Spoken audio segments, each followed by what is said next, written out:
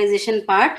As I have been telling from the beginning of this course, that optimization always deal with three part: area optimization, timing optimization, and power optimization. These three are the basic constraints required in any digital system design. So the first part is area optimization. I have listed the important point here, but then also you need to make a note of all the important points which all comes under area optimization. So we are starting with area and not with timing and power. Why? Because area optimization deals with the partitioning step. You know that partitioning steps comes at the beginning, the first step of design flow. So area optimization will be talking about the area of the circuit, which determines the cost of the circuit. If a bigger area circuit or embedded system you design, the fabrication manufacturing cost will be more. So area of the circuit is significant because it determines the cost of the circuit. So the cost means what? The cost is for fabricating circuit on a wafer and is distributes among the chips on that wafer. I hope you know that whenever we are fabricating any circuit, that does not mean that you are fabricating only one unit of that circuit. In fabrication, for that part, it will be fabricating thousands and millions of chips on the same wafer, and later it is cut into the chips whatever we have manufactured as a unit. This part had come in module 1 also, that manufacturing means it will be fabricating a big round wafer, after which it will be cutting out the individual chips. So if area of my circuit is bigger, it will result in a bigger wafer, and bigger wafer means what? Larger chips requires larger share of wafer, and it will have a more fabrication cost. Now you know that chips are rectangular. We have never seen any other shape of chip, no? So chips are rectangular, but wafers are circular. So larger chip will leave more wasted area near the edges of the wafer.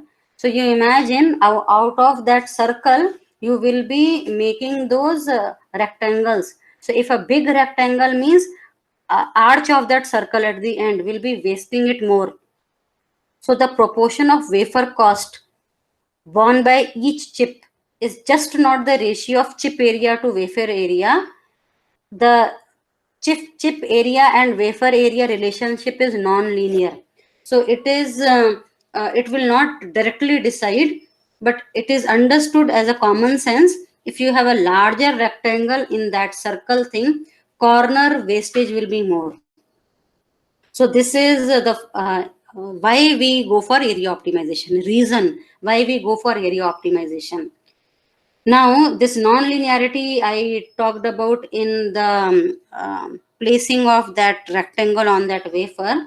This non-linearity further arises why? Because the fact that large area increases the chance of defect occurring on any given chip and causing the chip not to function, and this non-functional chip should be discarded after the wafer is fabricated. So the remaining functional chip, whichever is working, should bear the cost of this non-functional chips also. I hope you remember a word which I had told you: yield. Y-I-E-L-D, yield. If out of a wafer, if 50% is working and 50% is not working, so this 50% working cost will increase because it will take care of the cost of this non-working chips also. So this is yield. So if my non-functional chips is increasing the cost of functional chip, so this non-linearity will be arising because of the area each chip is taking. Okay, so the final chip cost is approximately proportional to the square of the chip area. So this is why it is important. Okay, now the chip, when it is packaged, A larger chip will require a larger and more costly package than a smaller chip. You know, na, what you see in your chip is a black, hard kind of packaging. If you open that, inside you have a wafer of the fabricated chip. So that is about the one chip. But when it is packaged, it is coming under that hard black color packaging. So if you have a larger chip, then your package cost also goes high, because it has to be packaged with that. Now the next part is, this costly package is required for a larger chip more than the smaller package.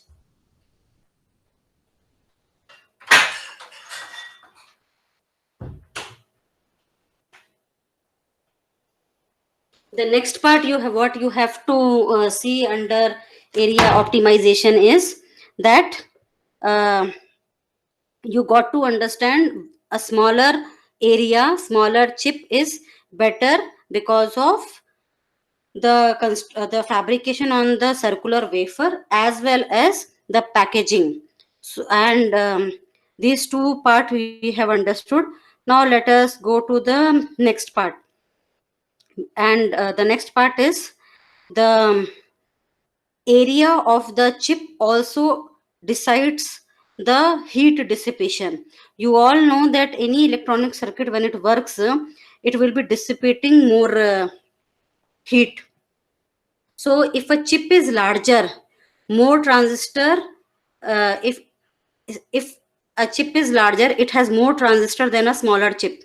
So it will consume more power. It will result in more heat to be dissipated, and that will affect the package cost, and it is non-linear to the area.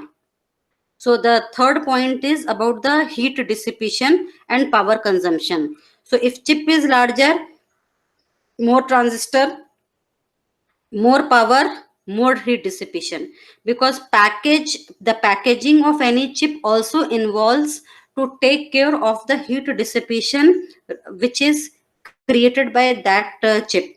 So that is next thing why we have to manage with the smaller chip. Now, so the you know that in floor planning I had talked about that in planning we need to minimize the area.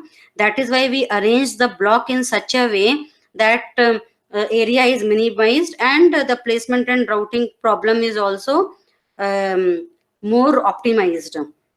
Now when you talk about floor planning is at a preliminary level, and partitioning step of architectural exploration is at the first level.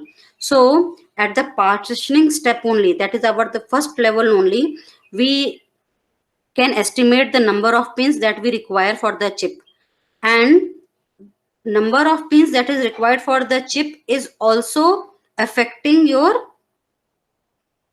it will influence your floor plan. So that is why we have to decide at the partitioning step only how many number of pins are required for this design, and if this pin count is large, the area required for the pad ring, because that is what is used for your the complete final chip what is manufactured, and it will constrain the overall area of the chip. And if that is all okay, it is fine. Otherwise we will have to consider an alternative architecture which should reduce the pin count. So now you understand that at partitioning level, at logical partitioning level only, we have to decide the number of pins, and which also will influence the floor plan later. So at the in the project, if you take a proper decision early in the project, we can avoid wasting time on the design, and subsequently we will discover that whatever you have designed is not fit well for the chip. So that is why an experienced designer only, a very expert, very experienced designer only will sit at the first level of the design, that is architectural exploration. There a very senior person will sit, because based upon his partitioning, based upon his decision on number of pins and all, everything is decided. So that is why it is important to know what partitioning, how many number of chips, and all that. So that is an important part in the area optimization. Now, what I discussed is only about the first point, that is partitioning step of architectural exploration. How area optimization depends upon this first part of your design flow, that was architectural exploration. Next, what came? Next came functional design. Now you have to see how area optimization depends upon the functional design. Now, see, it can influence circuit area through our choice of component.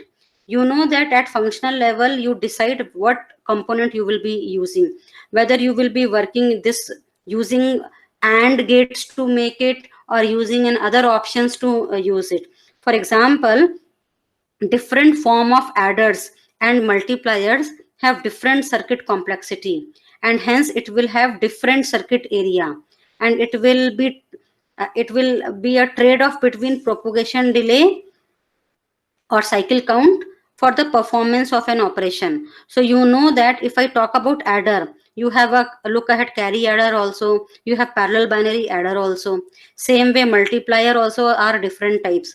Which type of component you are using to get your functional design depends upon your functional design part. If you are choosing proper component at functional design part, that will also decide my chip area. So if choosing minimum bit width of data, bit width is also decided at functional design level only.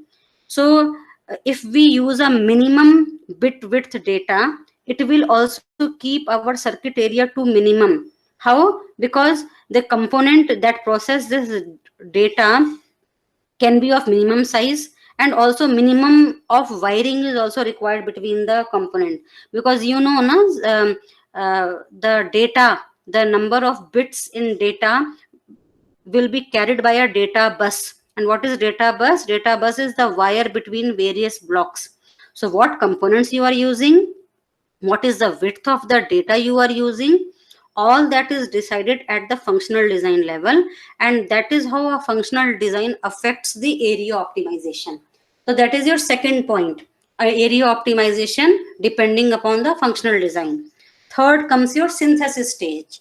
You remember I had told during synthesis that when we are synthesizing the circuit, synthesizing our design, we have constraints there. In any advanced synthesis tool, there is a possibility to give you feed the constraint part.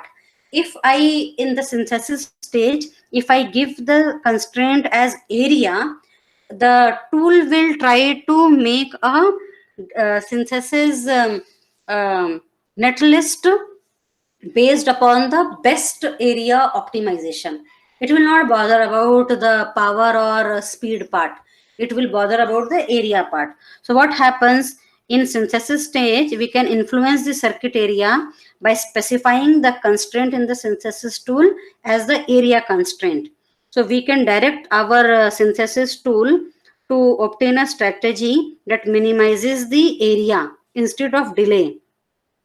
So it will use an additional effort to optimize the design. So instead of taking care of the delay part, it will take care of the area part. And in case of hierarchical structure design, where we have to optimize various other things like block boundary, and we have to combine components from different blocks. So combining component from different blocks means what? As I told you, some function may be calculated in one block and it may be required in other block also. So this is called as combining component from different blocks. Why do we do this? We don't want to calculate it again and again. So it will reduce the area. And in case where a tool does not automatically give a special resource for this implementation fabric, for example RAM and ROM, we can't do much, that is decided. So we can't do much for such things. But then also this specific part of the design we will not be able to do, but other part can always be done. So this is how the synthesis stage can help me in getting area optimization. It is all basically depending upon the type of component used, data width, and deciding that how many repeated functional calculation will be done or not. Okay, so this is how synthesis does. Now physical design, you all know, just now I told you, in physical design we can influence the circuit area. How? By intervening in the floor planning. If we don't use the automated floor plan and placement and routing of the circuit, we can just fine tune it.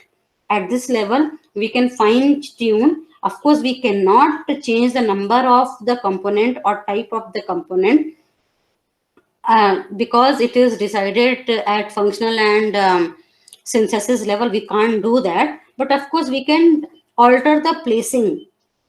So and we can't do much for the wiring, but by changing the blocks places, some part can be changed. So this is how your physical design stage helps in area optimization through floor planning. So this is all about area optimization. Next, we should see timing optimization. So you know that till now we were so much bothered about area, that now what we have to do with timing, we will see. Now timing optimization, you understand that what we can do in this is, the first thing is we can increase parallelism. Now what do you mean by increasing parallelism? You have seen in certain examples in your previous modules that when one part of the design, one component is working and other is sitting idle, we should not try to make the function done in a series way.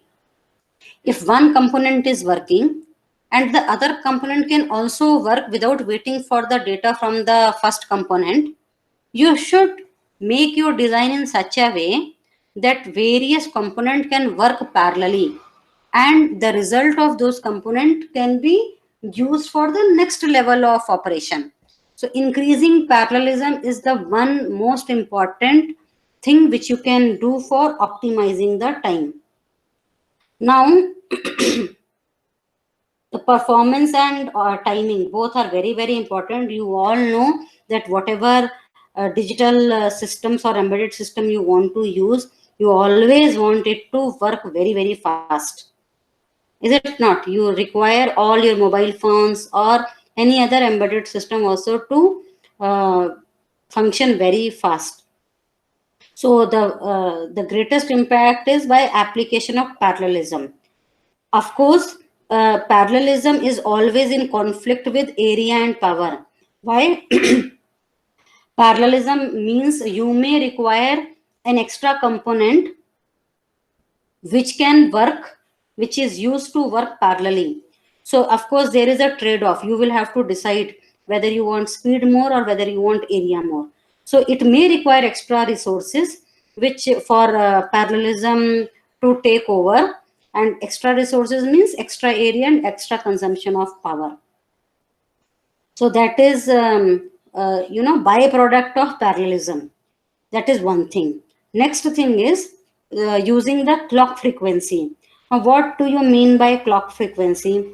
The clock period constrains the propagation delay on combinational path through register transfer level circuit. You know that all the combinational circuit or all the sequential circuit works on the clock, and you know that high rising edge and falling edge of the clock only will be making your flip flops or latches work. And I hope you may be knowing, whenever we talk about the speed of any embedded system, maybe your laptop or maybe your mobile phone also, we talk about what is the clock frequency. So the speed of any system is defined using clock frequency. So if I have a system number one with a clock frequency of 10 megahertz and another embedded system which has a clock frequency of maybe 2 gigahertz. So this clock frequency means what? It means the master clock on which your embedded system is working upon. So if you are able to make a system which is capable of working with a higher frequency clock, that means it will be faster. This is the way of judging or estimating the speed of any embedded system. So this clock frequency, how it is important, you know, but whether your combinational circuit or sequential circuit is capable of working with what frequency of clock will be understood at a more broader level, at the functional level only. Because things should function also, no? It is not that you simply make a high frequency clock and things may not work. So that is uh, you have to see what is the clock frequency constraint you can put for your circuit. Now it is one more important thing is, if different blocks are designed by a separate designer, we should ensure that the combined path from the register output of one block to the register input of another block should meet this timing constraint. You know, at a higher designer level, we also call something as timing budget. We say that you design this block to a group of engineer. We may say that you design a block and the timing budget given to you is this. Now what do you mean by timing budget? Timing budget means specifying maximum clock to output delay and input to clock setup time for each block. You remember in the previous module we have talked about clock to output delay or input to clock setup time. So this is the constraint, or this is the information given to designer, whoever is designing that block, that your block should be able to give me output of this after this much delay, or it should be working in this timing budget only.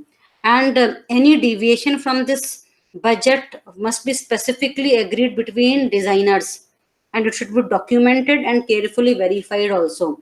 Why it is important? Because different designer will be working on different block. If they don't agree on one thing, the final output will not come. Okay, so this is about the timing budget. Very important thing, please make a note of it. Now, in functional design also, functional design means when you write the program for any functional operation. So in the functional design, we can influence how? By choosing the specific component. If choosing specific component, we can make our timing proper. We can make the circuit work faster. And also, you all remember we used to talk about propagation delay. We used to talk about the critical path.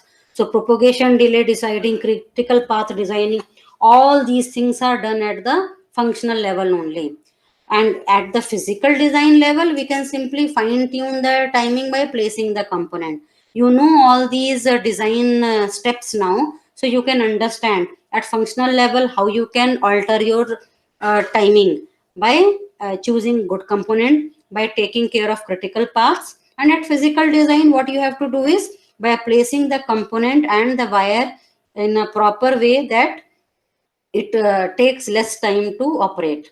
So this is at the physical design level. So at each level of design flow, we can take care of this this timing optimization. Now the last one is your power optimization.